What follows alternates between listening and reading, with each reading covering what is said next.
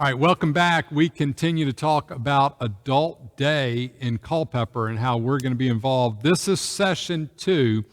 In session 1, we talked about how Hans ended up on our staff and the work he's enabled us to do, and talked about how we got into the conversation of Adult Day. So if you missed that, please go back and watch session 1, and you'll make better sense of what we're talking about. Well, then they'll know we 2. didn't just start this conversation last Right. week. So Adult Day services, one of the things we have said, certainly since I've been the pastor, is we've got to utilize the church building more effectively Monday to Friday. You know, it just can't be a Sunday-only building. And we've done that. And it's wonderful to see the activity. Even in COVID, Yes. it's still wonderful to see the activity, the work of our Child Development Center, and other things that we're able to do. And so one of the things we've seen with Adult Day is a lot of Adult Days are housed in churches. Yes. That is not unusual at all. Which is kind of normal for the mission of the church anyway. Right. And the reason that that's attractive to people who are interested in doing an Adult Day, and we heard this in some of our field trips, is when you ask an adult, most of us are going to be resistant to services like this. We want to stay in our house. We think we're okay. And then when you come and say, well, there's this building that they've never been in, and you invite them to an Adult Day process there, it's not that attractive. But if you say, hey, it's at a church you're familiar, it's a part of your faith community, it's a very different conversation. And so one of the first folks we met in Adult Day is runs one out of a church in another part of Virginia, and she's been wonderfully helpful to us. But they've got a great program. So this falls in line with what has happened in other churches and in other places. And we've done this before. I mean, the reason we have a relationship It's our history. The reason we have a relationship with Culpeper is because we started that. And so this is, our church has historically responded to the needs of senior adults. And so we have everybody in the community saying, please, please, please, this is a need. And we have a building that's still not fully utilized. Right. And so we've been talking about how to use the first floor of the 1954 building, where our offices are, where the chapel is, to do Adult Day. And there will certainly be some renovations as part of that. And there will be the financial commitment of the church to make those renovations. And we'll talk to you in a different context about how we're going to get there financially. But we're in a pretty strong position to do that. But there will also be the financial commitment of foundations and other funders. And we have been already incredibly blessed by the generosity, primarily of the Path Foundation. We've had some really great conversations with other foundations who are excited about what we're doing. But just talk a little bit more about our relationship with Path.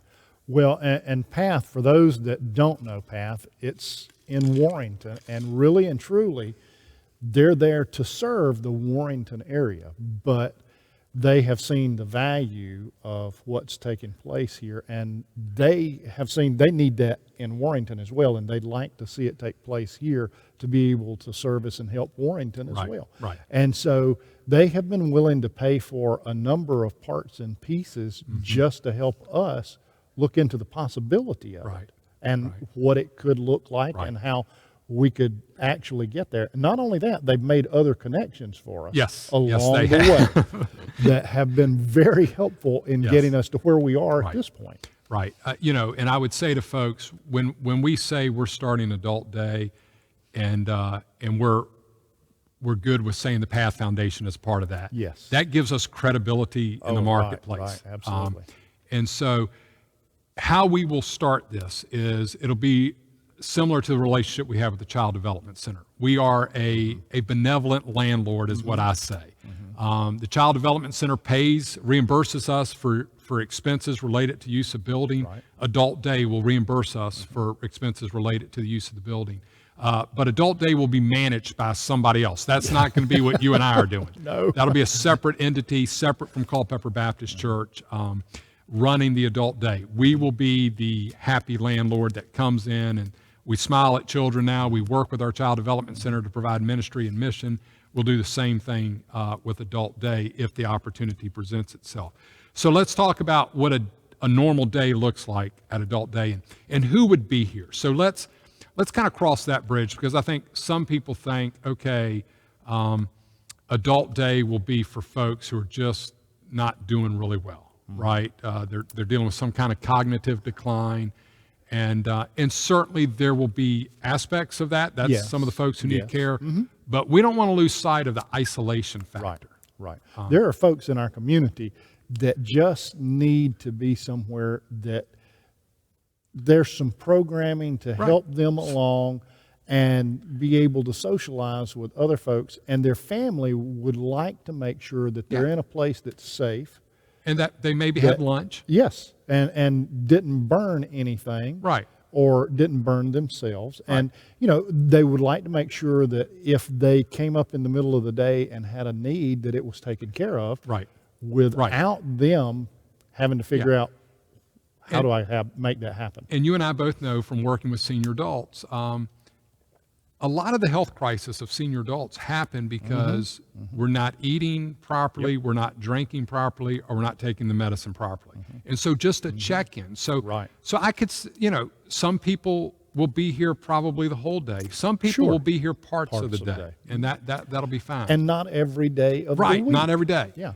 You think of it as respite care to right. some degree. That's right. And that's important too, to mention the fact that the caregivers sometimes need a break, and this offers that opportunity. And the thing that I think stresses the both of us the most is when we're working with families where we know that caregiver is totally maxed out and there's no good answer. Right.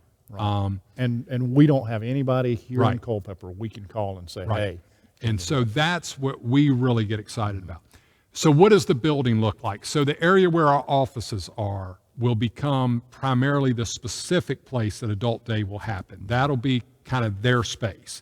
The church will still be able to use it on a Sunday if we want. We'll have a nice big classroom in there, but that'll primarily be where Adult Day will happen. And then we get real excited when we cross into the chapel area. And we were moving in this direction before COVID, but we host so many events during the week. And that was another reason they came to us and said, would you host Adult Day? Because we love the activity in your building. We love to think that there will be people to interact with for our folks in Adult Day. And so, we have Piedmont Regional Adult Ed here. We, Heroes Bridge, which is the veterans group out of Warrenton, wanted to start doing coffee hours here. We host so many different things. And so we could see a day where in that chapel area we can't wait to show you some pictures, and we haven't seen them yet right now. We've been in a lot of conversations about those pictures. They're in process. But we can't wait to show you. But that area will be a place where some parents with preschoolers might be doing something, having a play date, doing an art activity, just playing games with each other. That's happening, while over here or alongside them, some Adult Day participants are just smiling and enjoying having children around. And then some community folks are over here in a different meeting. Yes. So a lot of different ways space that we see interaction. And where we come in as a church is, we're going to be a benevolent landlord. There will be a payment to the church for the use of the building, but we want to see our church folks showing up, and doing some classes together, or even just come and hang out and chit chat. Right. And we kind of bring the community together in that space. That's really what we see that space being used for. And from Monday to Friday during the daytime, it would be primarily Adult Day and community oriented. But in the evenings and in the weekends, it's all us. And it's a great community gathering space where we can have conversations, acoustic cafe, other concerts and small Gary's gatherings. excited about Gary's excited, and and so we're excited.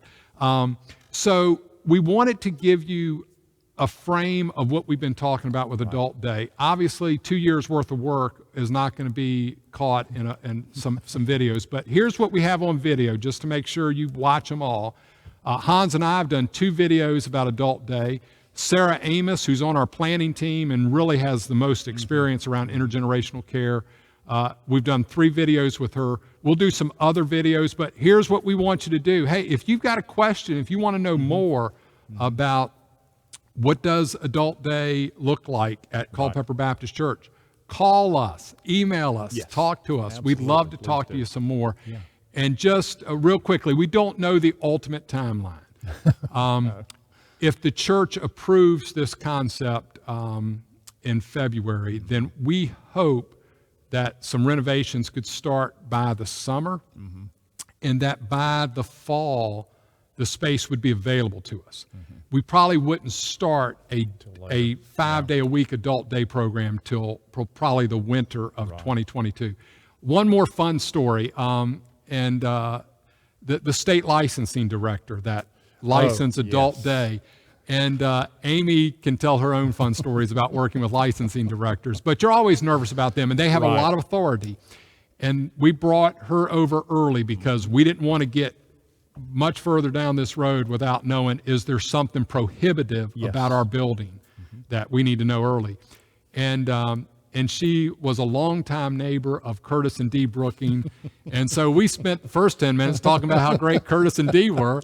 And then she has been unbelievably helpful to us. She has saved us money in a big way. Which she didn't have to do either. Right.